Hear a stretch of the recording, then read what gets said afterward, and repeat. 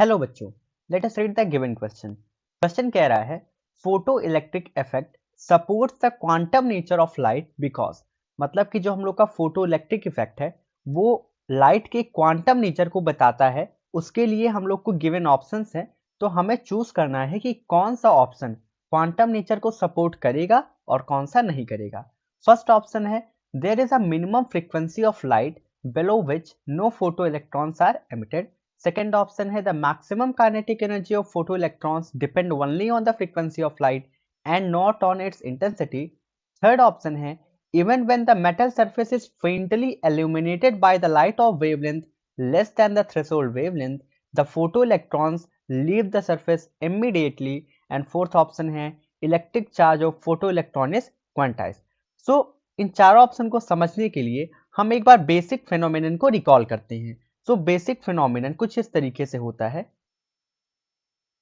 हम लोग का ये सरफेस होता है, this is the metal surface. इस पर फोटोन आके स्ट्राइक करता है, दिस इज द फोटोन।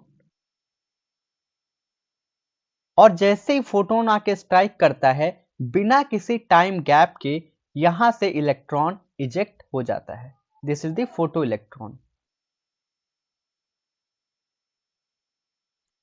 अगर जो फोटोन आया उसकी फ्रीक्वेंसी न्यू थी तो हम लिख सकते हैं that kinetic energy is equal to H nu minus phi. This is the Einstein photoelectric equation. मतलब कि जो हम लोग का काइनेटिक एनर्जी होगा वो इक्वल होगा एच न्यू, मतलब जो हमारे फोटोन की एनर्जी है माइनस फाइव। हम लोग का फाइव वर्क फंक्शन डेनोट करता है। वर्क फंक्शन का मतलब होता है कि मिनिमम एनर्जी जो रिक्वायर्ड होती है किसी भी मेटल से इलेक्ट्रॉन को निकालने के लिए। So phi is the work energy.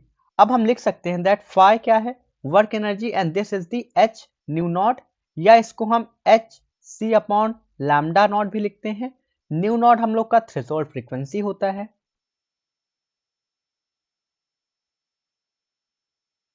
और लैम्डा नॉट हम लोग का थ्रेशोल्ड वेवलेंथ होता है। अब हम लोग का फर्स्ट ऑप्शन कह रहा है there is a minimum frequency of light below which no photoelectrons are emitted। तो ये बिल्कुल सही बात है क्योंकि न्यू नॉट हम लोग का थ्रेशोल्ड फ्रीक्वेंसी है।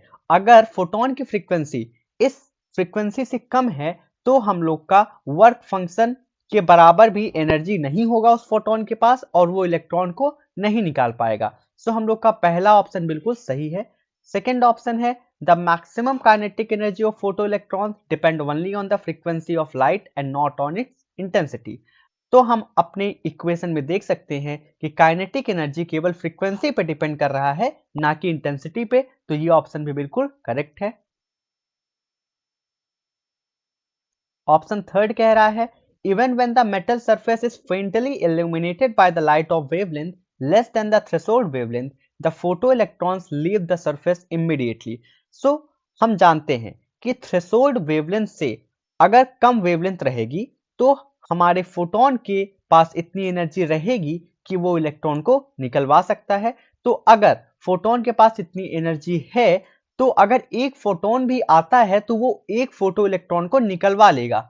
इससे फर्क नहीं पड़ता कि कितने फोटॉन्स आ रहे हैं। अगर एक फोटोन आएगा तो एक फोटो इलेक्ट्रॉन निकलेगा, दो आएगा तो दो निकलेगा, and so fourth and so on. Depend करता है कि फोटोन की एनर्जी कितनी है ना कि कितने फोटोन आ रहे हैं। हम लोग को ऑप्शन थर्ड भी बिल्कुल सही है और ये क्वांटम नेचर को सपोर्ट करता है। ऑप्शन फोर्थ कह रहा है electric charge of photo electron is quantize. तो ये बिल्कुल सही बात है कि इलेक्ट्रिक चार्ज तो क्वांटाइज होता है लेकिन ये क्वांटम नेचर के सपोर्ट में नहीं है, ना कि ये किसी भी तरीके से क्वांटम नेचर को एक्सप्लेन करता है। इसलिए फोर्थ ऑप्शन हम लोग का गिवन सिचुएशन के अकॉर्डिंग नहीं करेक्ट होगा। हम लोग का इस क्वेश्चन में option first, second and third सही हो जाएगा। Hope understand the question well. Best of luck.